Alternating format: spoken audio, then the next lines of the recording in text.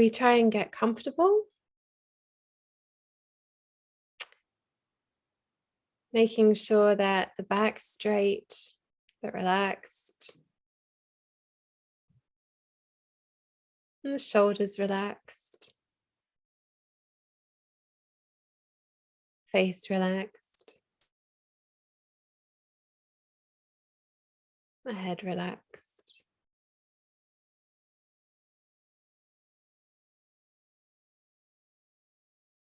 And bring the awareness down from the top of the head,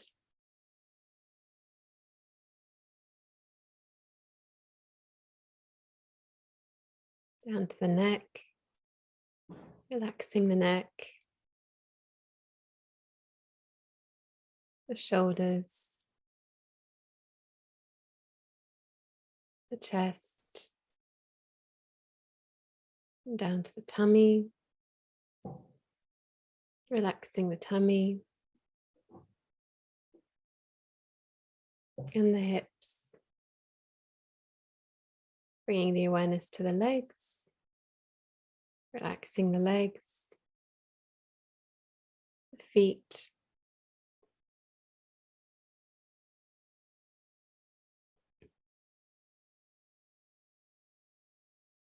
and try and get a sense of being at ease and at home in the body.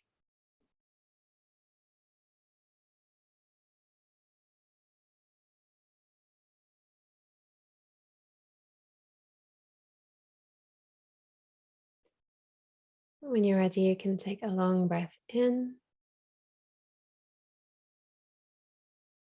and exhale, letting go of any thoughts, worries, distractions.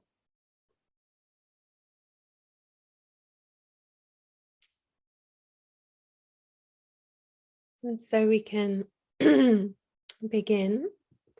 This will be a meditation on equanimity. So we can begin by setting our motivation for this practice. Remembering that, as His Holiness says, we've got this life. It's not that long. But while we're here, we try to do something useful. And if we can do something useful for others, then that's the meaning of our life. And the best thing we can do is dedicate our efforts to achieving enlightenment so that we can free all sentient beings from suffering and bring them the greatest happiness. Let's take a moment to develop your own motivation, if you can, a bodhicitta motivation.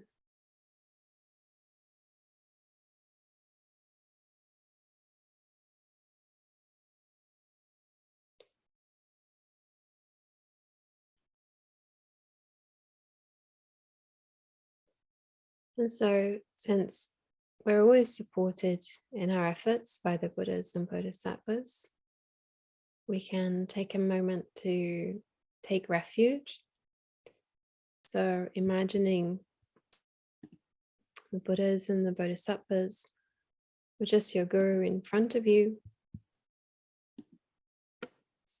with a heartfelt wish to gain the realizations of the path, we can take refuge with the refuge prayer. Sangye chodam soki choknamla jancho bado dani kyapsuchi dagi jinsogi pe sonam ki jola penche sangye druparsho. Sangye chodam soki choknamla jancho bado dani kyapsuchi dagi jinsogi pe sonam ki Jola penche sangye druparsho. Sangye chodam soki chognamla jancho bado dani kyapsuchi dagi jinsogi pe sonam ki jola penche sangye druparsho. So, having requested support in the form of refuge, we can take a few minutes to calm the mind with breathing meditation, taking as the object of meditation either the air coming in and out of the nostrils or the rising and falling of the tummy, whichever is most comfortable.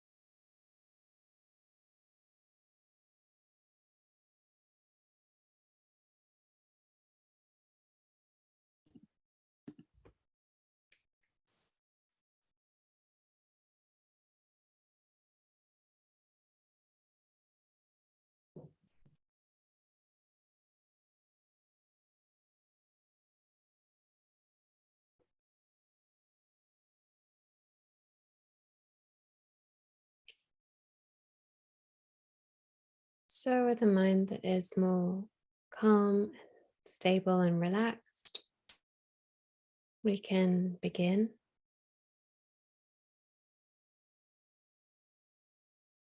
And so, in order to develop the mind of bodhicitta, we need to prepare the mind. And the meditation we use to do that is the equanimity meditation.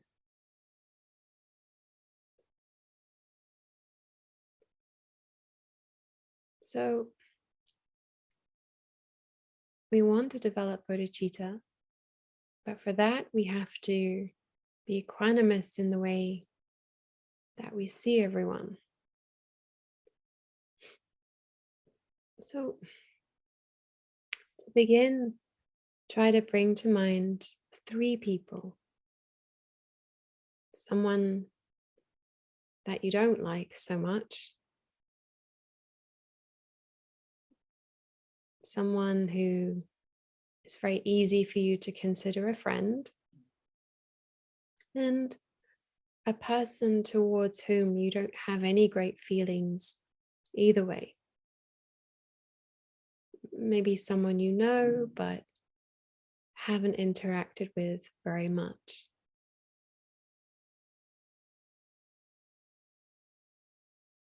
Take a moment just to identify those three.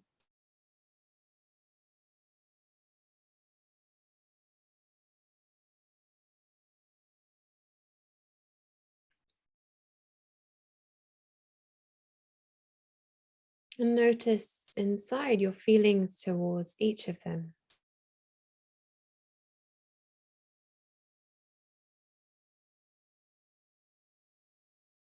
Usually just thinking of their appearance will bring a feeling quite naturally.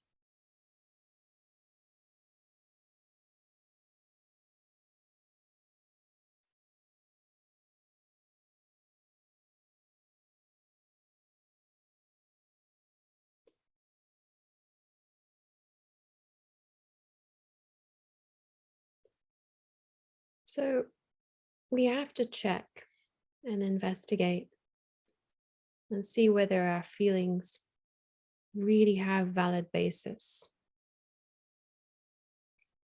So to begin, we can take note of the person that we've chosen as our enemy or the one we don't like. And ask yourself, what's the reason that I don't like this person or that I consider them an enemy?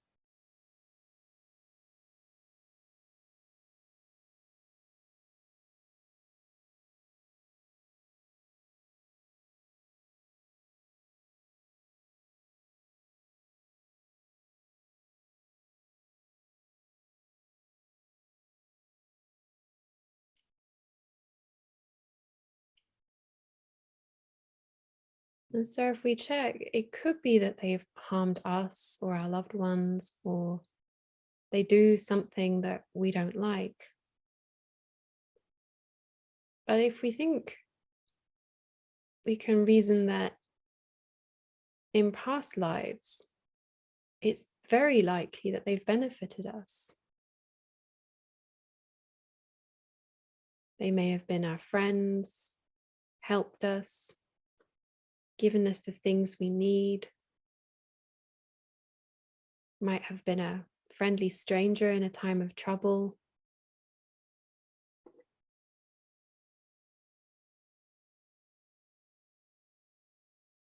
It might even have been a brother or sister.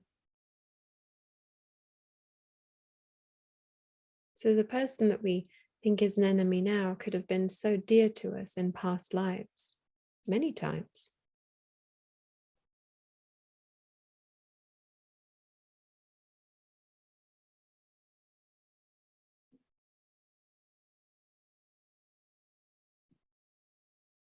So try to check and see that even if we evaluate this person from the perspective of self-interest, when we take into account past lives, there's really no basis for labeling them just as an enemy.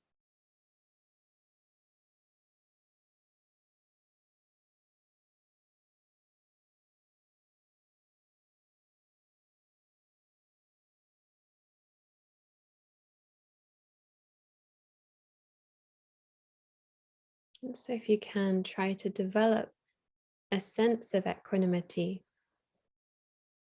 that's neither hostile nor attached towards this person.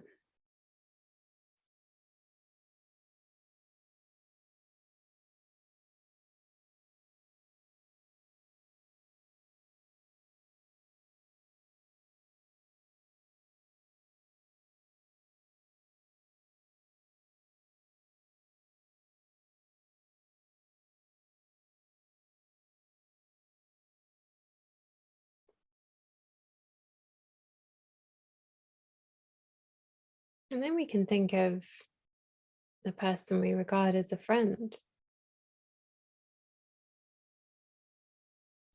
And what's the reason we regard them as a friend?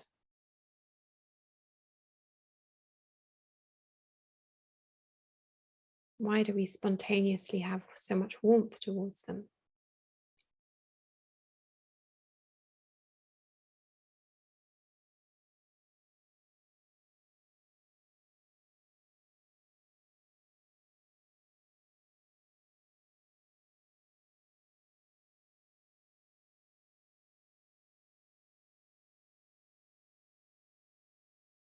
So if we check, they've probably been kind to us in some way.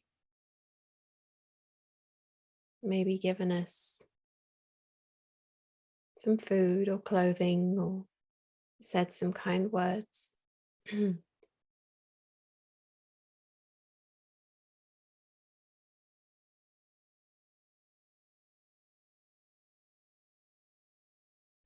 these are quite small reasons.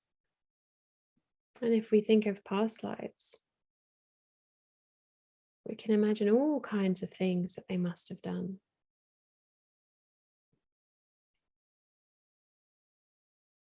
Maybe they killed us or stole from us.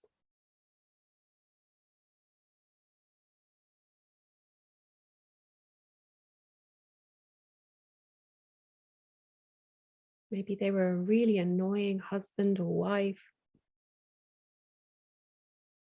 We might have hated them.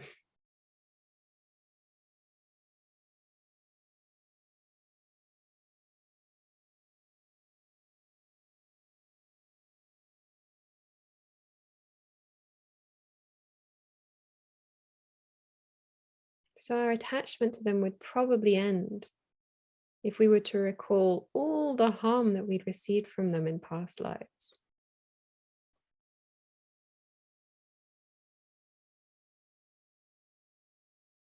So there's not really much basis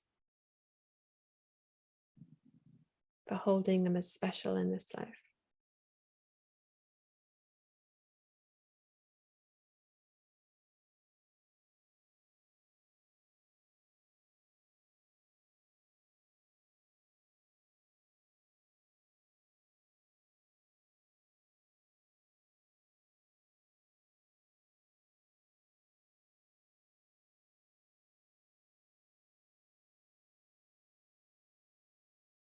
So if you can, try and develop a sense of equanimity that's neither attachment nor hostility towards this person.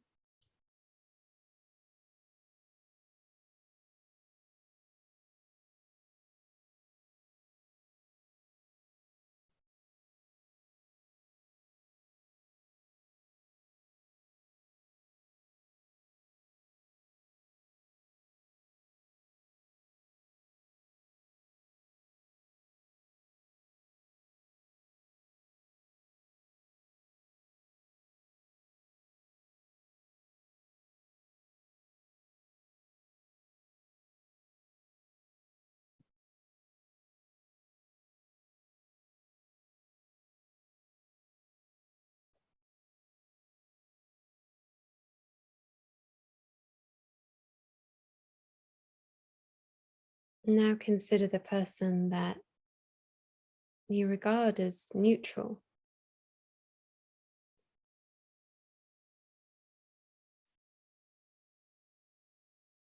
And think,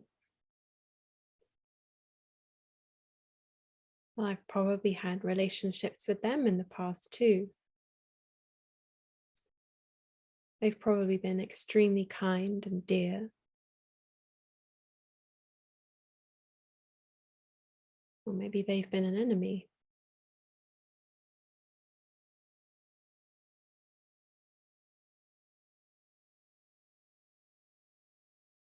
There's really no basis for holding them with attachment or hostility either.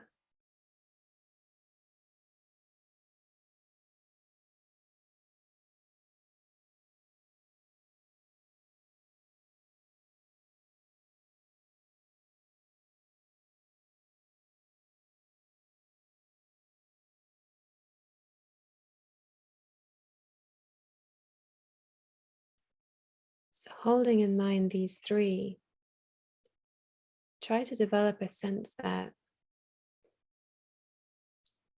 from the point of view of beginningless past lives, there's really no point, no basis for holding them with attachment or hostility, calling them a friend or an enemy.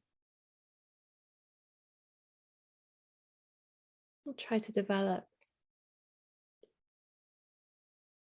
an open, equanimous attitude towards all three of them.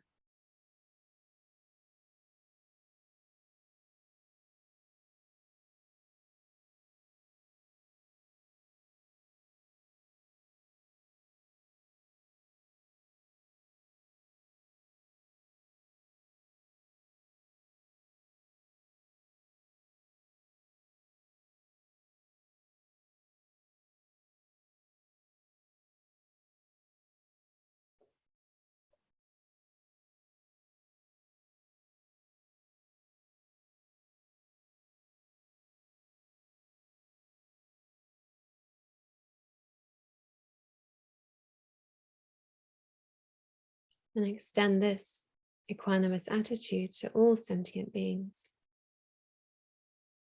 exactly the same way.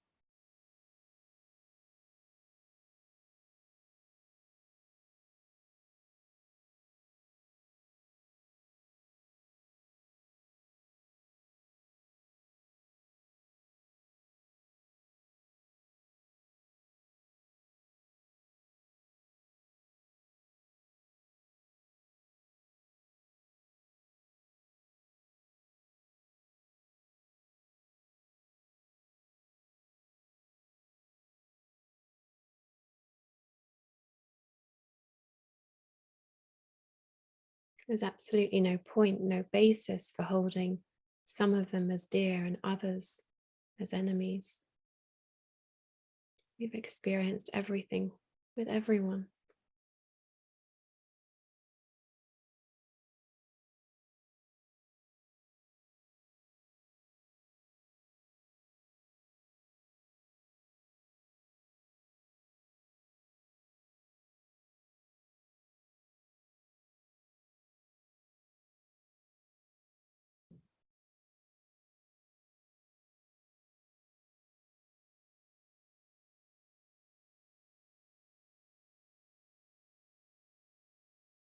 So allow a heart of openness, acceptance, and equanimity to extend towards all.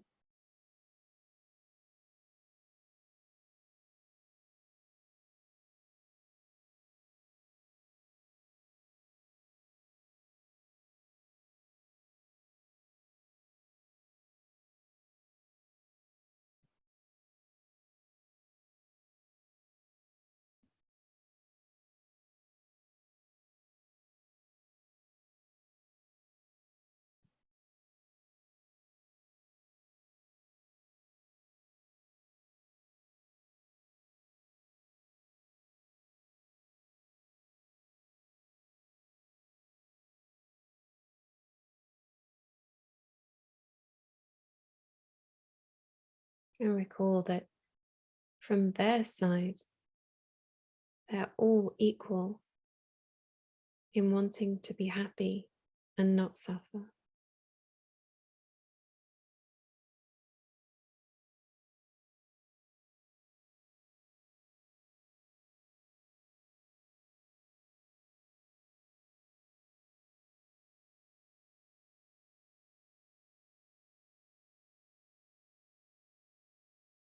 Shantideva says all of them in their happiness and suffering are the same in wishing to be happy just as I do.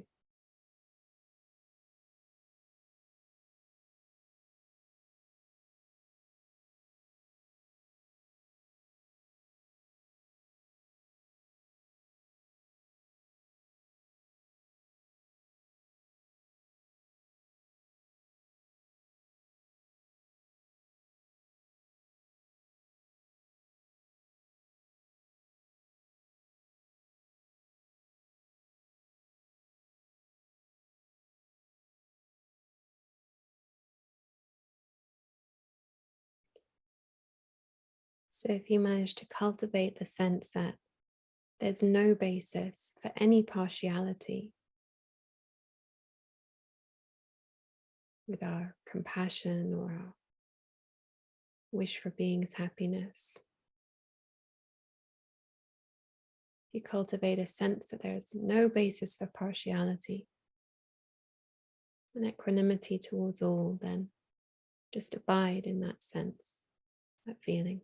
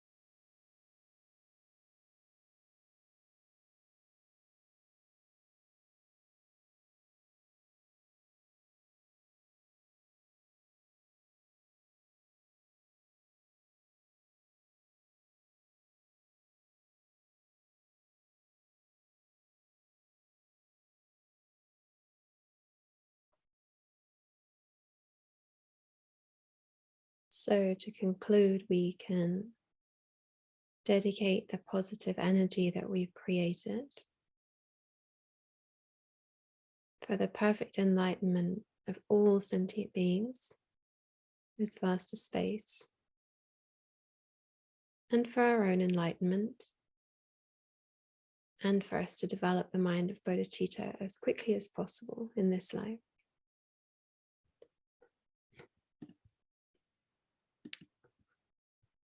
We can recite the dedication prayers.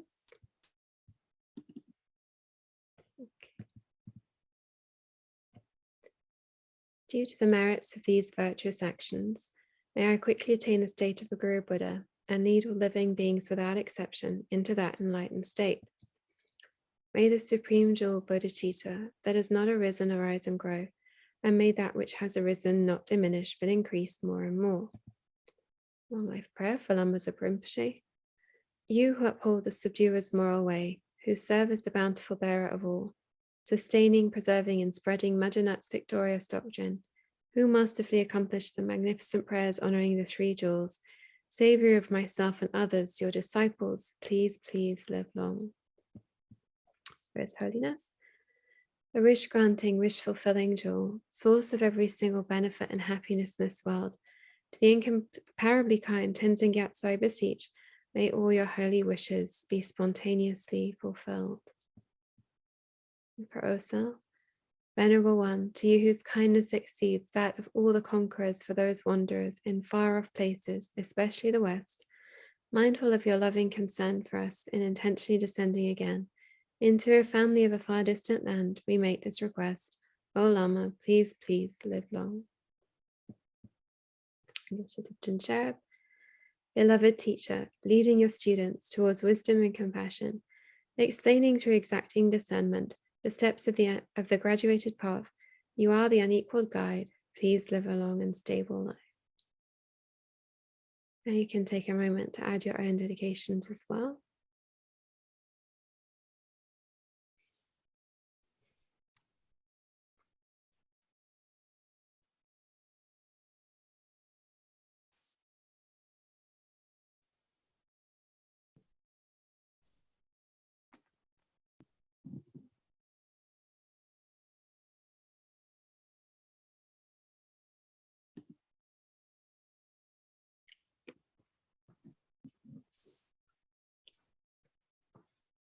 So thank you, everybody.